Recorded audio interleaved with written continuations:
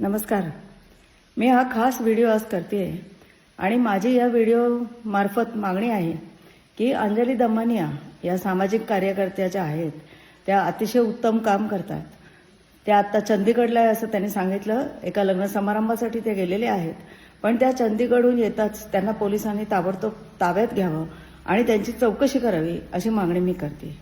आता ही मागणी मी का करते, याच्या मागे माझा काय हेतू आहे. अंजली दमानिया या उत्तम सामाजिक कार्यकर्त्या आहेत. त्या अनेक गोष्टी अनेक बाबी या लोकांसमोर आणतात, त्याबद्दल त्यांचं कौतुक करावं तेवढं कमीच आहे. पण आता असं मला वाटतं की एक मर्यादा ओलांडली गेली आणि ती मर्यादा अशी आहे की अशोक खरात यांचं जे प्रकरण चालू आहे, ज्याच्यात रुपाली चाकणकर आणि इतरांवरती आरोप आहेत आणि ज्याची चौकशी चालू आहे, त्याबाबत अंजली दमानिया यांनी आज एक पत्रकार परिषद घेतली. किंवा पत्रकार परिषद नाही, त्यांनी एक निवेदन दिलेलं आहे. त्यांचं असं म्हणणं आहे की त्यांच्याकडे जी जी माहिती येते ती लोकांपर्यंत पोहोचली पाहिजे असं त्यांना वाटतं. बरोबर आहे, तुमच्याकडे जी माहिती येते ती लोकांपर्यंत पोहोचली पाहिजे, हे अत्यंत बरोबर आहे. पण आमचं म्हणणं आहे की जी माहिती तुमच्याकडे येते ती योग्य आहे की नाही आहे, ती बरोबर आहे की नाही आहे, ती बनावट आहे का ती सत्य आहे, याची माहिती करूनच तुम्ही ही माहिती लोकांपर्यंत पोहोचवली पाहिजे. जर तसं न करता तुम्ही जी जी माहिती तुमच्याकडे येते ती जर लोकांपर्यंत पोहोचवत असाल तर तुम्ही अनावधानाने का होईना पण तुम्ही काही जणांची फुकट बदनामी करताय आणि अशी बदनामी करण्याचा हक्क हा तुम्हाला कोणीही दिलेला नाही. अंजली दमानिया यांनी आज सांगितलं की त्यांच्याकडे खरात यांच्या फोन कॉलचा CDR कोणीतरी व्हॉट्सअपवर पाठवला. आता CDR म्हणजे काय हे लक्षात घ्या. CDR म्हणजे कॉल रेकॉर्ड डिटेल्स. एखाद्याच्या माणसाच्या फोनवरती कुणाचे फोन येतात, कुणाचे फोन येत नाहीत, कुणाकुणाचे फोन आलेले आहेत, ते किती काळ आले आहेत, किती फोन आलेले आहेत, त्याची सगळी माहिती ही CDR मध्ये मिळते. पण ही माहिती तुम्हाला, आम्हाला किंवा कुठल्याही सामान्य माणसाला मिळू शकत नाही, कारण ही माहिती पूर्णपणे गुप्त राखायची असते. तो त्या माणसाचा हक्क आहे. ही जर माहिती मिळवायची असेल तर त्याच्यासाठी पोलिसात जायला लागतं आणि पोलिसांना हे कारण द्यायला लागतं आणि ते अतिशय गंभीर कारण असायला लागतं की पोलिसांना हे कारण द्यायला लागतं. त्या जी कुठली वोडाफोन असेल, जिओ असेल, त्यांच्याकडे अर्ज करायला लागतो आणि त्या अर्जात माहिती द्यायला लागते की बाबा आम्हाला ह्या माणसाचा जो फोन नंबर आहे, त्यांनी जे काही कॉल केलेत, आलेत, मेसेज आलेत, नाही आलेत, त्याची आम्हाला माहिती पाहिजे. हे पोलिसांना एक निवेदन त्या कॉलची सर्व्हिस आहे त्या सर्व्हिसवाल्यांना द्यायला लागतं. आणि हे नुसतं निवेदन देऊन उपयोग नाही. म्हणजे तुम्ही म्हणाल की मी पोलीस आहे आणि मला अमुक एक माणसाचे कॉलचे डिटेल्स पाहिजेत, तर असे कॉलचे डिटेल्स नाही मिळू शकत. त्याला संयुक्तिक आणि अतिशय गंभीर असं कारण द्यायला लागतं आणि पोलिसांनी ते जर असं संयुक्तिक आणि गंभीर कारण दिलं आणि ते जर पटलं त्या सर्व्हिस प्रोव्हायडरला आणि ते जर कोर्टाला पटलं तरच ते सर्व्हिस प्रोव्हायडर ही सगळी माहिती देते, म्हणजे CDR मधल्या कॉलची माहिती देते. हे अत्यंत गंभीर गोष्ट आहे. CDR मधली माहिती ही सहजासहजी कुणालाही मिळू शकत नाही, लक्षात घ्या. ही फक्त पोलिसांना मिळते, ते सुद्धा योग्य कारण दाखवल्यावर. असं असूनही कोणतरी एक माणसाने अंजली दमानिया यांना व्हॉट्सअपवर खरात यांच्या CDRची सगळी माहिती कळवली. आता हा माणूस कोण आहे हे अंजली दमानिया म्हणतात, मला हा माणूस कोण आहे हे माहिती नाही. याचा अर्थ हे जे CDRची माहिती तुम्हाला पाठवलेली आहे ती खरी आहे का खोटी आहे हे तुम्हाला माहिती नाही. याचा अर्थ ह्या माहिती खरी आहे का खोटी आहे याची शहानिशा तुम्ही केलेली नाही, कारण ज्या माणसाने तुम्हाला ही माहिती पाठवली त्या माणसाबद्दलच तुम्हाला माहिती नाही. मग तुम्ही असं म्हणता की ही जी सगळी माहिती मला आली आहे, CDRची सगळी माहिती, ती मी SIT कडे दिली, अत्यंत योग्य केलं. याच्या पुढे हा CDRची ही जी माहिती आहे ती योग्य आहे का अयोग्य आहे, ती बनावट आहे का सत्य आहे, ही सगळी माहिती काढणं हे SITचं काम आहे. आणि ती जी CDR मध्ये माहिती आहे त्याचा सगळा उकल करणं हे सगळं काम हे SITचं आहे. हे अंजली दमानिया तुमचं हे काम नाही. तुम्ही SIT कडे माहिती दिलीत, हे अत्यंत योग्य केलं आणि तिथे तुम्ही थांबायला पाहिजे.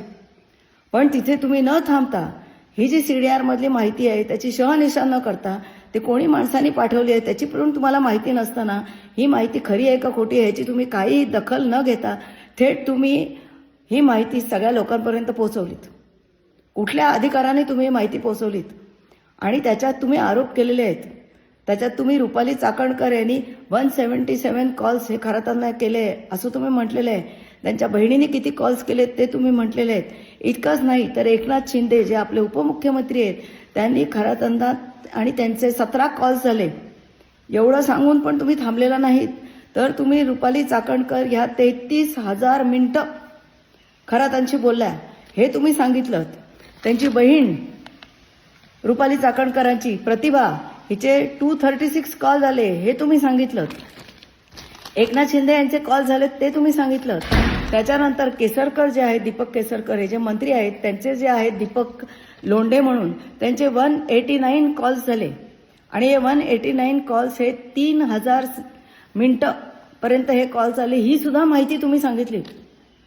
म्हणजे तुम्ही जेव्हा ही सगळी माहिती लोकांपर्यंत पोहोचले आणि लोकांपर्यंत मी ही माहिती पोहोचवते असं जेव्हा सांगता तेव्हा तुम्ही रुपाली चाकणकरची बदनामी करता, तेव्हा तुम्ही प्रतिभा चाकणकरची बदनामी करता, तेव्हा तुम्ही दीपक लोंढेंची बदनामी करता आणि तेव्हा तुम्ही उपमुख्यमंत्री एकनाथ शिंदे यांची बदनामी करता. आणि ही बदनामी तुम्ही कशाच्या आधारे करताय? एक सीडीआर तुमच्याकडे आलाय, एका अननोन माणसाने तुम्हाला सीडीआर पाठवलाय. तो माणूस कोण आहे तुम्हाला माहित नाही. तो सीडीआर नक्की खरा आहे खोटा आहे का त्यांनी बनावट तुम्हाला काहीतरी कागदपत्र पाहिले त्याची तुम्ही शहानिशा केलेली नाहीये. मग तुम्ही ही प्रेस कॉन्फरन्स तुम्ही ही माहिती कशाला जाहीर केलीत? तुम्हाला एवढी घाई काय झाली?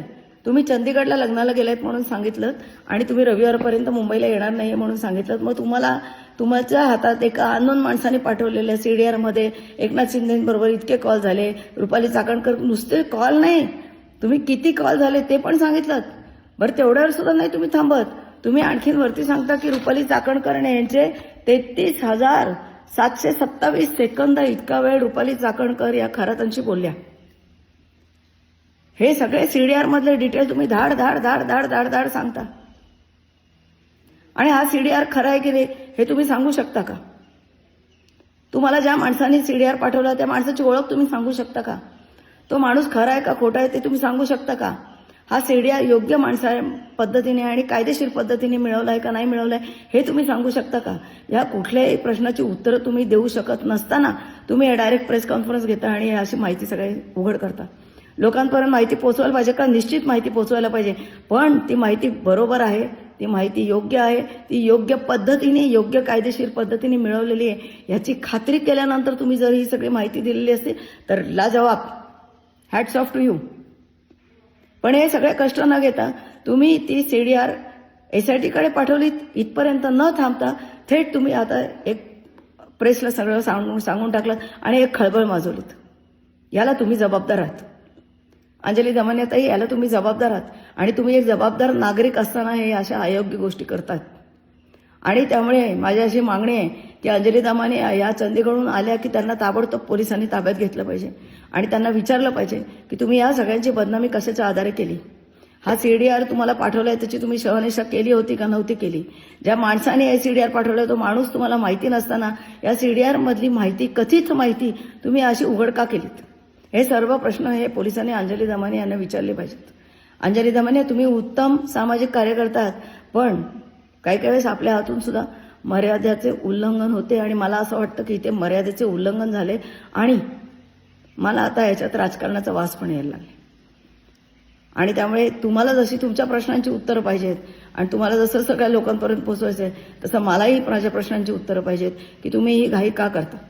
शहानिशा न करता लोकांची बदनामी करण्याचं आणि असं सगळ्या या गोष्टी माहिती न घेता, खात्री न करून घेता, खऱ्या खोट्याची माहिती न घेता तुम्ही असं उघड का करता? या प्रश्नाचं उत्तर मलाही पाहिजे. धन्यवाद. जय हिंद, जय महाराष्ट्र.